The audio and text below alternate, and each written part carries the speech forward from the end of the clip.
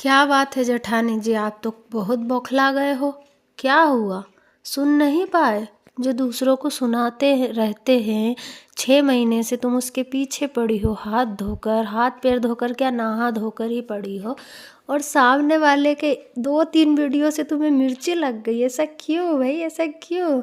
Guys, तो जेठानी सपना को एक्सपोज करने आई थी यहाँ पे कि मैं उसको एक्सपोज करूँगी, मैं उसको एक्सपोज करूँगी।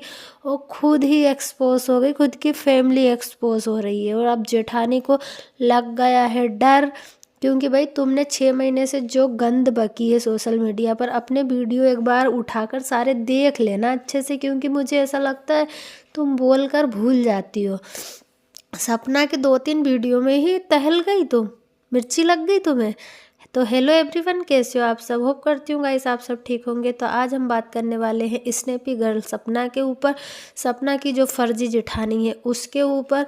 क्योंकि जेठानी का तांडव बहुत ज़्यादा सोशल मीडिया पर मचा था। ये सोचती थी कि भाई मैं ही गंदगी मचा सकती हूँ, यहाँ पर आके मैं सबको एक्सपोज करने का दावा करती हूँ। भले प्रूफ के नाम पे कुछ नहीं रखती है, बस मुंह से बलबला के चली जाती है। तो सपना ने कल एक वीडियो लेकर आई थी, कल आई थिंक परसों के दिन सपना ने उस वीडियो में एक तीर छोड़ा था गाइस। एक तो इसके ऊपर उसने केस करने की ठान ली है कि अब तो इसको अच्छे से मज़ा चखाऊंगी, क्योंकि ये रुकने का नाम नहीं ले रही है। सपना सोचती थी चलो यार, ऐसे गंदे लोगों के ऊपर मैं अपना टाइम वेस्ट क्यों करूं, क्योंकि उसके पास 2 बेटियां हैं, अपनी बेटियों की परवरिश भी करनी है, उसके लिए पैसे भी कमाने हैं, उसको अपनी घर गृहस्थी भी चलानी है। लेकिन ये बंदी रुकने का नाम नहीं ले रही थी। तो सपना अब इसको करेगी अच्छे से एक्सपोज। सपना ने एक तीर छोड़ा था कि लिव इन, जो ये बार बार बोलती है ना, ये लिव इन में रहती है, वो रहती है, ऐसा करती है। तो भाई सपना ने एक तीर छोड़ा था कि इसकी फैमिली में भी जो सबसे ओल्ड मैन है वो लिव इन में है किसी और के साथ। सपना ने एक हिंट दिया था। भाई बौखला गई, और ऑडियंस को तो समझ में भी नहीं आया कि क्या बोला सपना ने। ये बंदी समझ गई, क्योंकि वो बोलते हैं ना चोर की दाढ़ी में तिनका। इसको पता है मेरे पिताजी के बारे में ही बोल रही है। ये तिल मिलाकर आ गई और पीछे से माँ बैकग्राउंड म्यूजिक, तेरी ऐसी तेरी बेसी, तेरी माँ तेरी बहन, मतलब सब कुछ कर रही थी वो अपने भाषा में, जो वो करती है। जितनी गंदगी उसकी माँ भी यहाँ पे परोसती है। सपना के एक उससे तुमको मिर्ची लग गई, और तुम क्या बोल रही थी सपना से कि प्रूफ लगाओ कि मेरे पापा लिव इन में किसके साथ है, कहीं तुम्हारी माँ के साथ तो नहीं है, कहीं तुम्हारे साथ तो नहीं है। सपना ने बोला तो तुम्हें प्रूफ चाहिए, है ना? और तुम इतने दिन से सपना को बोल रही है अपने हस्बैंड को मरवा दिया, अपने पति को मरवा दिया, तो इसने इतने क्राइम किए, इसने उतने क्राइम किए। तुम ये सपना पर एलिगेशन लगा रही थी 6 महीने से तो तुम लगा ही रही थी सोशल मीडिया पर। उससे पहले भी तुमने कई बार उस पर इल्ज़ाम लगाए हैं।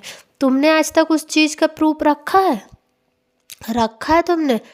तुमने आज तक एक भी चीज़ का प्रूफ नहीं रखा है। तो तुम होती कौन हो सपना से प्रूफ मांगने वाली?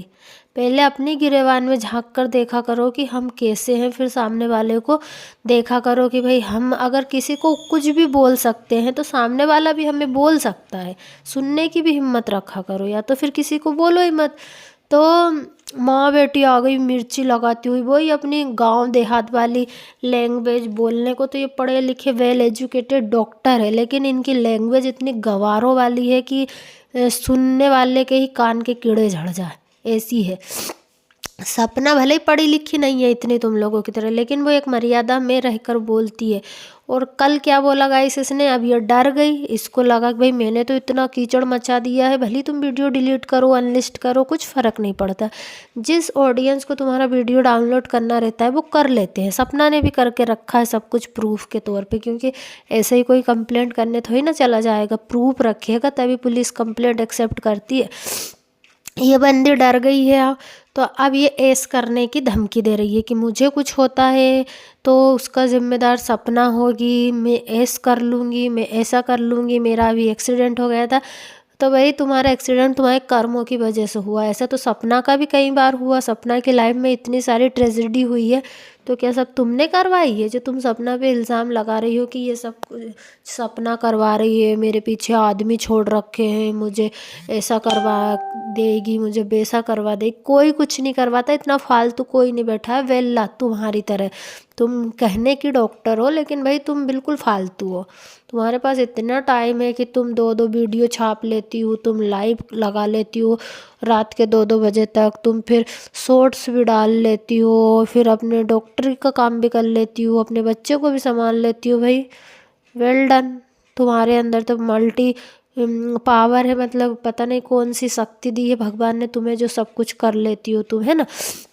हर कोई नहीं कर पाता है। और जब सपना के पेरेंट्स, मतलब उनके पापा तो खैर रहते नहीं थे सपना के साथ, सपना के भाई भाभी, उनकी मम्मी सपना को सपोर्ट कर रही थी, सपना के साथ रह रही थी, तब सबसे ज़्यादा दिक्कत आप ही को हो रही थी ना मैडम जी। मायके वालों को पटक रखा है, सपनों के टुकड़ों पे पल रहे हैं, ऐसा कर रहे हैं वैसा कर रहे हैं, और अब वो चले गए तो तुम क्या बोल रही हो, इसने अपने माँ को धक्के मार के निकाल दिया, इसने अपने भाई को निकाल दिया। भाई वो उसका भाई आता जाता है, एक बार देख लिया करो। हाँ, एक भाई उसका थोड़ा सा मेंटल पीस इस टाइम पे ठीक नहीं है तो वो कुछ भी अपनी बहन को बोल देता है लोगों के कहने पे, हालांकि दूसरा भाई उसका बहुत समझदार है। और तुम क्या कर रही हो, तुमने तो अपने सास ससुर को घर से निकाल कर अपनी माँ को रख रखा है। सपना ने कम से कम अपने सास ससुर को घर से भगाया तो नहीं, वो खुद निकल कर आ गई, उसे परेशानी हुई, दिक्कत हुई, वो वहाँ एडजस्ट नहीं कर पा रही थी माहौल में, वो खुद उस घर से निकल कर आ गई, अपना सब कुछ धन संपत्ति सब कुछ छोड़ के त्याग के आ गई।